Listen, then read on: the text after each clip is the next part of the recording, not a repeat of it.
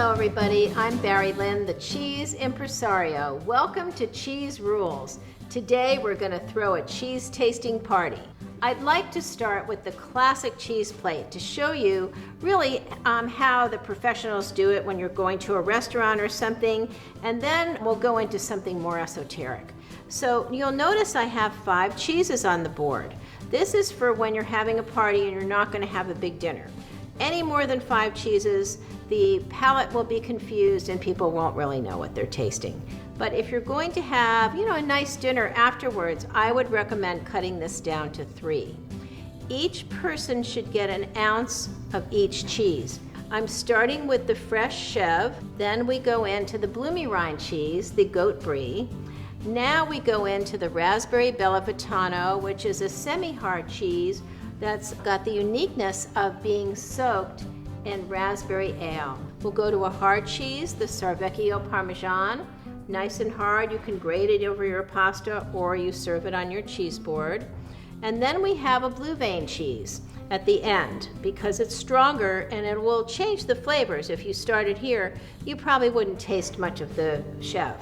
So this is their Dolcina Gorgonzola. Notice I have just a few figs on the plate. You can do figs and olives and beautiful breads. And so that would give you really your classic evening. I also love party favors. I think people love to take a keepsake home and be able to share it with, with their friends and say, hey, look what I just did. I went to a cheese tasting party.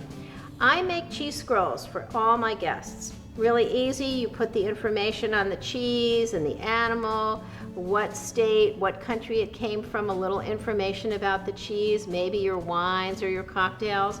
Then they'll be able to use that really to go shopping and they can create what you taught them at your cheese tasting party. What else can you do with your cheese tasting party? Oh, there's so many things. It's unbelievable. I mean, really, there's thousands of cheeses, so there's really thousands of ways of throwing a cheese tasting party. Maybe an all blue evening. That could be fun. My friends all love blue cheese. So what I did is I prepared 5 different blue cheeses. Each one of these is completely different. They all happen to be from Wisconsin. They're all artisanal cheesemakers. This is more of a Stilton type of cheese. This one, kind of a science experiment. We have the beautiful Dolcina Gorgonzola again.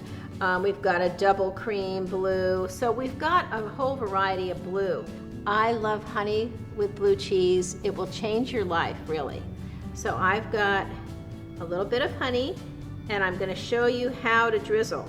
Honey will last 3,000 years. It's the only food that does not spoil.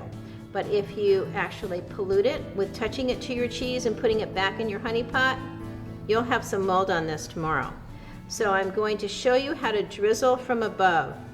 Look at that, how pretty that is. It's fun, and it's really fun to teach your guests. Drizzle from above. Some of my friends are afraid of me when they don't drizzle from above. They go, oh, we screwed up. So here you go. Cheese tasting party, an all blue evening, the classic cheese board, a little honey, some favors.